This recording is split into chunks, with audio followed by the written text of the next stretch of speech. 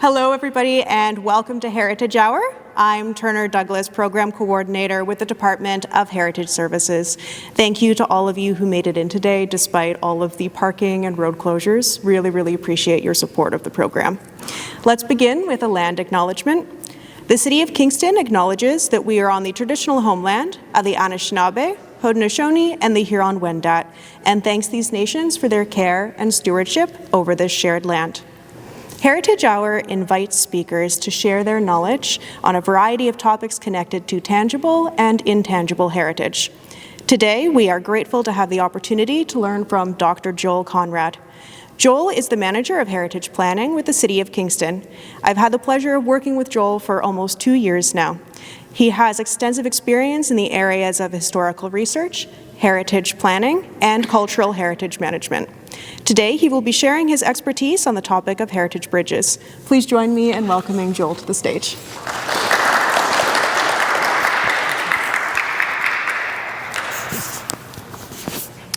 Thank you. And I'll try and speak up, but please let me know if you need me to speak up anymore. So thank you all for joining me today for my discussion on a rather niche category of cultural heritage resources, heritage bridges. So like buildings and landscapes, bridges can contribute to the heritage character of an area and often shape or reinforce our sense of place. And I will hopefully find the slide somewhere. It disappeared. Exactly. We'll get there. There we go. So consider the recent loss of the LaSalle Causeways Bascule Bridge, located on the stretch of Highway 2 entering Kingston. The structure not only served as a visual landmark and gateway into the city, but its distinctive noise as cars drove across is something I'm sure that most of us can recall. Whether your feelings about the structure were those of affection, disinterest, or aversion even, you could not deny that the bridge defined the landscape, and its absence changes the experience of this entrance into the city. It may have blended into the background, been something that was not considered when used, but now that it's gone, we realize how the LaSalle Causeway Bridge defined that gateway to the city. Now, this is how most of us experience bridges all across Ontario. They're at once functional and impressive, can appear as nothing more than a road over a small creek, or they can loom large over a cityscape and dominate a skyline. As landscape elements, they can act as a boundary between communities, or they can tie them together. And in some instances, they can do both. As built heritage resources, they can appear purely functional, or they can include impressive design and engineering elements that push the boundaries of our technology. So my goal today is to provide a very brief introduction to some of the varieties of heritage bridges in Ontario through describing my own experiences evaluating, assessing, documenting, and commemorating these structures. While this will not be an exhaustive presentation on these types of heritage resources, I do hope I can provide just a little insight into how heritage bridges are understood and valued in the province, and some of the ways that these bridges are conserved as our transportation infrastructure changes. It worked. Okay, so first I'd like to describe a few types of bridges. So examples of almost every bridge type can be found on Ontario's roads and rails. However, I'll just present some of the basic forms here. So the first on the upper left-hand side of the infographic I have is the beam bridge. So it's the most simple, most of the simple spans fall into this category. Beam bridges can be as rudimentary as logs across a creek, or they can be large multi-span steel and metal girder bridges supported by multiple piers, and the piers are the vertical elements supporting the beams on the deck. That's the first type. Arch, the second to the right. At the top. An arch bridge is defined by the distinct curving shape on the underside of the bridge. Arch bridges were traditionally made out of stone, but more recently they have been constructed in iron and steel and concrete.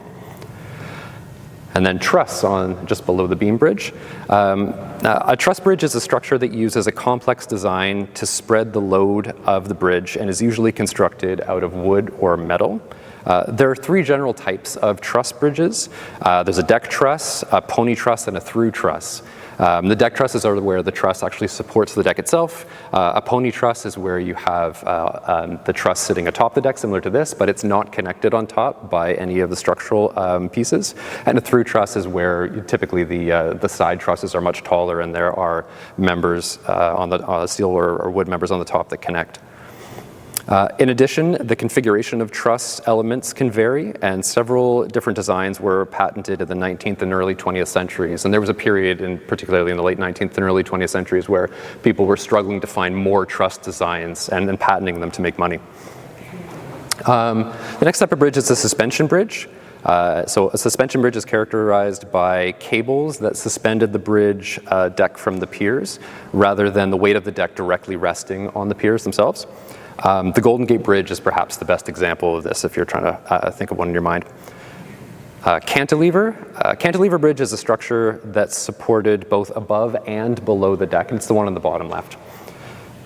Perhaps the most impressive example of this is the Forth Railway Bridge in Scotland. And finally, a cable-stayed bridge. So a cable-stayed bridge is a structure that is supported by diagonal cables in tension running from one or more vertical towers. Visually, the cables and towers, they almost look like sails when viewing it from the bridge's elevation. So those are some major types of bridge. I won't be discussing all these types of bridge in the presentation today, but it's just a variety for you. So, prior to entering the heritage field as a consultant, I had very little experience with bridges. My graduate research focused on the history of science and intellectual history and cross-cultural exchange in the early modern British world. But one of the advantages of hindsight is that it gives us all the chance to reframe our interests and experiences, so that's what I'm going to do. The first bridge to excite my imagination was the Old London Bridge, which is there are several pictures of it on the right-hand side. From its initial, it actually existed between 1209 and 1831, and from its initial construction, this bridge had buildings atop the deck, and rents from these were used to help maintain the bridge. When I was completing my PhD, I had a bird's eye view print of London done by Wenzel Haller. It was hanging over my desk, and actually still hangs over my desk at home. I spent more time than I'd like to admit just kind of staring at the picture, and when I should have been writing my dissertation, but that was the case.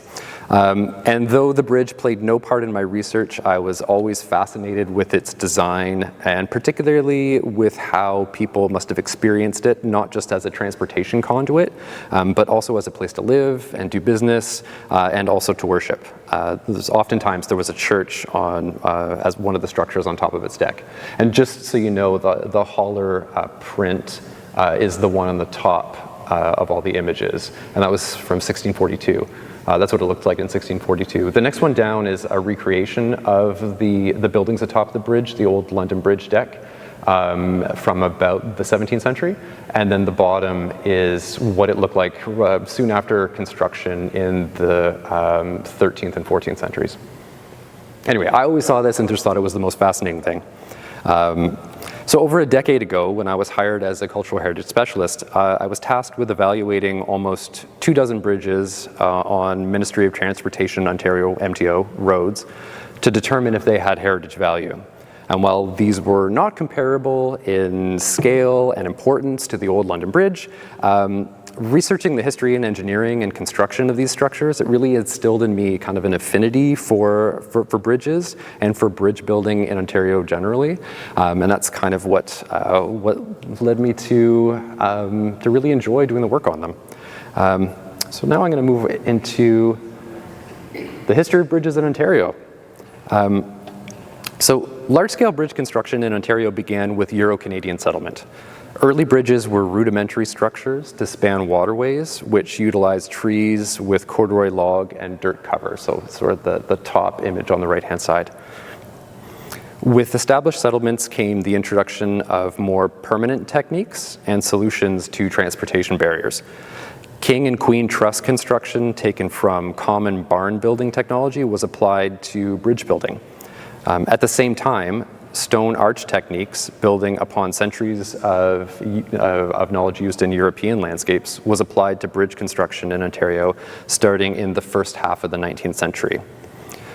Stone bridges were never as common as their wood counterparts, as they were more costly and time-consuming, but they still do exist, and they still do exist today. The one in the middle is actually a stone arch bridge in Pakenham, Ontario.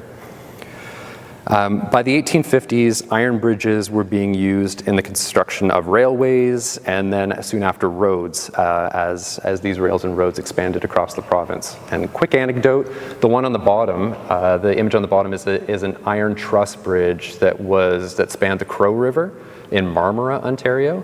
And it no longer exists there, and I went to do a bridge assessment on the current bridge, well, I guess the previous bridge before it was removed, and found out from the Historical Society there that bridge actually still exists, and it's located on a creek in the middle of the woods, just spanning like a walkway, a pedestrian path in the middle of the woods, and somebody from the Historical Society took me out there in a mosquito-infested swamp to look at this old bridge, but it was really neat.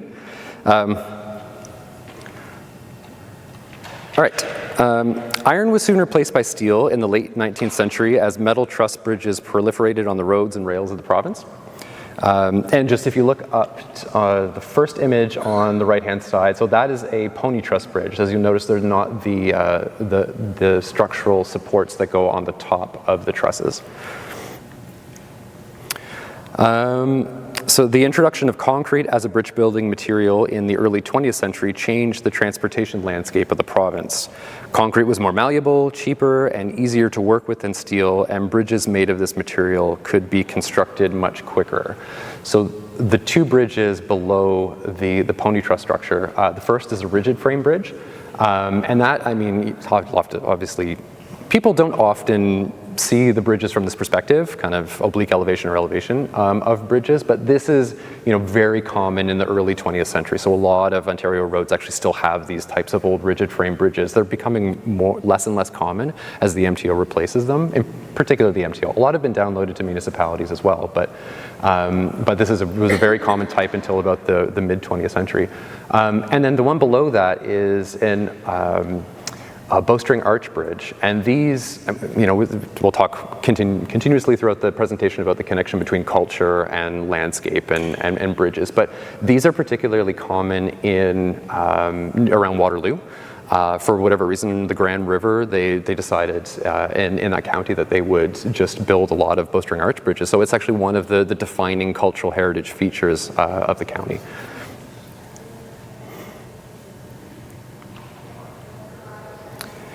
The introduction of steel reinforcement to concrete construction meant that individual spans could be considerably longer. While pre-stressing concrete, which was a process where the material has already been compressed to simulate load bearing, that further improved efficiency. And these are the types of bridge likely all of us are familiar with. We see them all the time when we drive down the 401, when we drive down the QEW. So those are the ones that proliferate, particularly on larger highways in Ontario. So I want to turn now to some of the specific examples of heritage bridges in Ontario. As I alluded to earlier, when I was first hired as a cultural heritage specialist, I knew very little about bridges, heritage or otherwise. However, once I started researching and evaluating and assessing impacts on heritage bridges, I began taking note of structures within familiar landscapes I pass through all the time, where I had never taken notice of them before. Moreover, I began to understand their importance in defining our urban and rural landscapes. Now, over the next few minutes, I want to share a few examples of heritage bridges that I have worked on. Some large, some small, most medium size. So the Peace Bridge is one that I worked on. Anybody who's been down to Fort Erie has this crossed the Peace Bridge, likely, if they're going into the States. So I've been fortunate enough to complete assessments on several monumental bridges, but perhaps none was more imposing than the Peace Bridge, which connects Fort Erie and Buffalo, New York. As part of an expansion project for the Customs Plaza at the Canadian side of the bridge, I was tasked with completing an assessment report to better understand what the impacts of this redevelopment might have on the heritage value of the structure. So there's some background on the structure. The bridge was completed in 1927 by Bethlehem Steel Company of Bethlehem, Pennsylvania. The structure was intended to commemorate 100 years of peace between the United Kingdom, or Canada, and the United States. Construction of a bridge in this location, spanning what was very swift water on the Niagara River, was in itself a significant achievement, and it took 2 years to complete. Quite a bit has been written on the history and design of the bridge, and if you ever get a chance to go down there, you can actually visit the Fort Erie Public Bridge Authority, Buffalo and Fort Erie Public Bridge Authority, and they have a book that you can purchase on the context and significance of the bridge. One of the things I find particularly interesting about this bridge, and there are several bridges in Niagara region that cross the international border, they're owned by authorities, so they're owned by kind of a joint conglomerate of American and Canadian interests, and they run the bridge rather than the the MTO or another organization on the American side, which actually made it very difficult to do the field work for this project because I could only go to halfway up the bridge and couldn't pass into the States.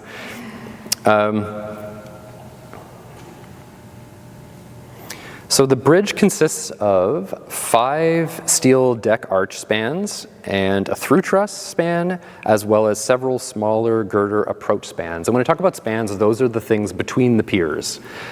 So as you'll notice, there are several piers. Again, these are the members that kind of support. So you can see there are in the top, that is an arch span in the foreground, and then the through truss span in the background. So in total, the bridge measures 5,800 feet, which is 1,700 meters in length. Through the impact assessment for the project, we provided mitigation recommendations to ensure that the bridge's heritage attributes were conserved. Now, this slide did not come out as well as I had hoped in this room, but I think what I want to get across is that the bridge is actually very impressive, and it's by far the largest span that I've ever evaluated, assessed, or documented. It's often illuminated, and sometimes, at special occasions for Christmas, they'll illuminate it in red and green, but it's a distinct and imposing landmark. It's very hard to miss. And it continues to act as a symbol of friendship between the United States and Canada, and is often celebrated as a gateway into both of those countries. So the second bridge I'd like to discuss today is actually one of my personal favorites, despite all the graffiti. It's the Henley Bridge, carrying the Queen Elizabeth Way, or QEW, over the 12-Mile Creek in the city of St. Catharines. So the structure was built in the 1930s as part of a broader Depression-era initiative by the Government of Ontario to construct a highway connecting the city of Toronto, which was Ontario's financial center, with the American border in Niagara. Incidentally, upon its completion, the QEW was the first intracity divided highway in North America and had the longest stretch of illuminated highway in the world. So the Henley Bridge was not the first span constructed along the QEW, but it was one of the most impressive.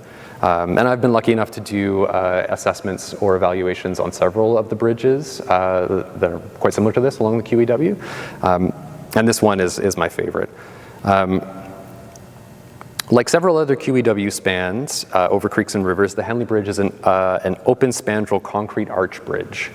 And if you want later, I can kind of delve into that and what that is a little bit further.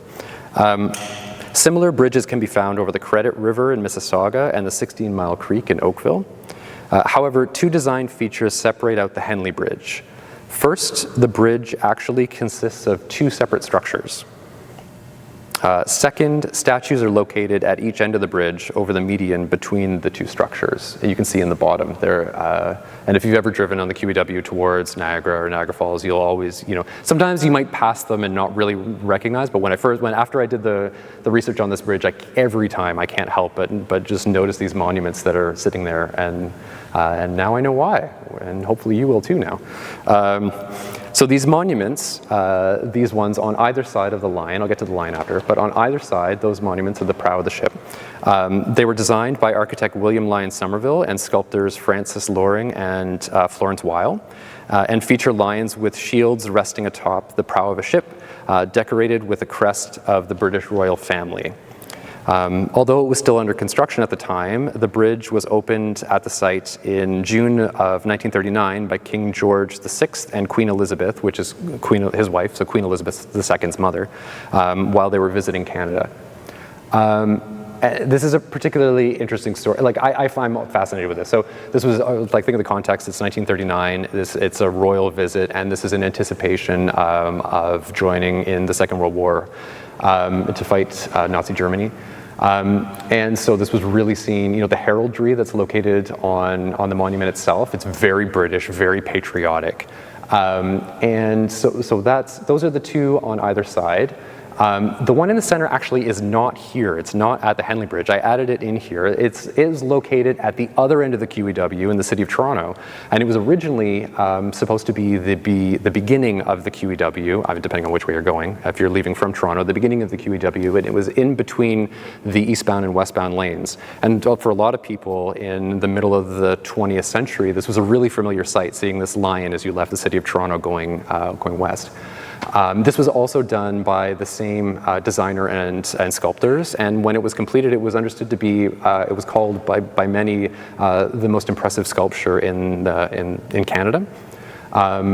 In 1974, because of the creation of the Gardiner Expressway, which was in the 50s, but a little bit later, the enlargement of the lanes on the QEW, this sculpture had to be moved. And originally there was a recommendation by the MTO that it be demolished, but there was a huge outcry, and people, they were eventually persuasive and persuading the MTO to move it to a park that's just on right beside the Humber River. So it still exists in Toronto, and you can see it. One of my colleagues at a company I work with, she did the conservation plan for it. So it's still, it's still there, and now you can actually go up and touch the lion's paw if you want to. And it was called a lucky lion for a long time, but they're very impressive. All right, but I will move on. So the last bridge, the third and final bridge I wanted to share today, was located just a few kilometers north of the Peace Bridge and also in Fort Erie. I know these are all Niagara bridges, but I don't know why. Niagara has interesting bridges for me. So the Central Avenue Bridge spanned the CN line just west of the International Railway Bridge and connected northern Fort Erie, which was once called Bridgeburg, with downtown Fort Erie. So the bridge was designed by Charles Ralph Hagee and constructed in 1955 using steel provided by the Hamilton Bridge Works Company. Two plaques were included to commemorate the construction. The first was a large rectangular plaque on the lower left-hand side outlining the members of the Welland County Bridge Committee as well as councillors and the mayor, and it was completed, all of those people were as of 1955. And the second plaque, which is on the right, was an oval metal medallion recording the source of the steel, which was the Hamilton Bridge Works Company, but at that time it was called the Bridge and Tank Company of Canada. That company in and of itself is fascinating, and I encourage anyone who's interested in steel companies, if there are such people, to go and do additional research on it. So the structure consisted of 5 steel spans, 3 girder spans, 1 through truss, and 1 pony truss.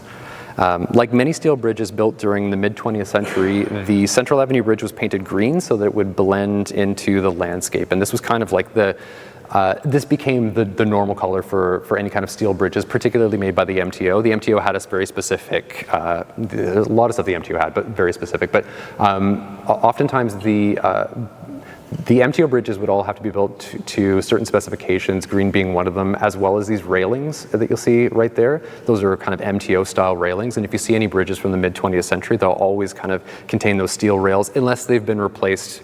There's kind of going through a constant replacement because of obviously health and safety issues in particular. They have concrete barriers now to replace them because they're not safe. Cars can go through them quite easily.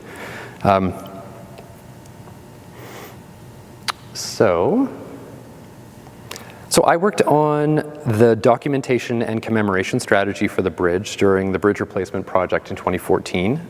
As part of this project, our team completed a documentation report for submission to the town of Fort Erie and local archives, consisting of photography and a thorough description of the structure, as well as its context within the broader landscape.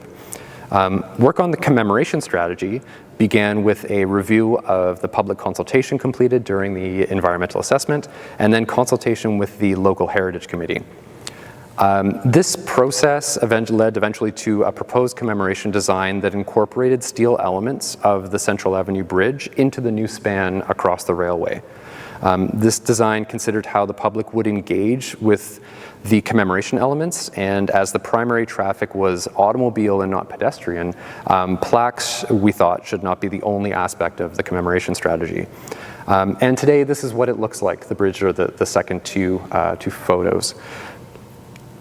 It was a pleasure to work on the project and see what I think was an appropriate commemoration for the bridge that both connected and defined the community. So these are trusses taken from the bridge that was removed and placed so that they kind of mimic the original through truss structure, complete with kind of elements that stretched over the span itself. And then I don't think you can see it, unfortunately. I can't really tell, but that sign that hangs down underneath says Bridgeburg on it. So it also commemorates the name of the settlement that was just north of Fort Erie proper.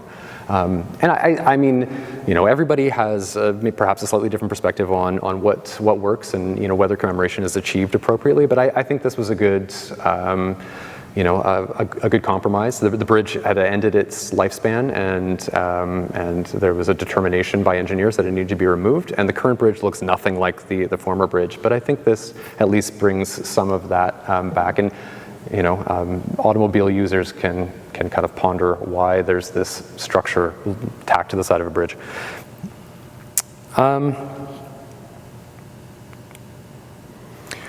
So final thoughts. As David Cuming wrote in his 1983 book, Discovering Heritage Bridges on Ontario's Roads, apart from buildings that we use as places of worship, no structure has provided so challenging to our ingenuity nor stimulated our imagination more than the bridge. Contemplating the connection between ingenuity and heritage value is important when conserving heritage properties in the province, and particularly Ontario's bridges. Perhaps more than any other built resource, bridges can be overlooked as landscape features only, an extension of the roadways and railways connecting us to our destinations. However, these resources can embody the height of technical and design value, and for some bridges, like the LaSalle Causeway Bridge, act as a landmark for the community. So thank you all for joining me today. I hope that I've provided at least some insight into Ontario's heritage bridges. And just a final note, if you're interested in the history, construction, or documentation of heritage bridges in Ontario, North America, or globally, I'd really suggest visiting the website historicbridges.org. Many of the photos used in this presentation were taken from the site with permission, of course.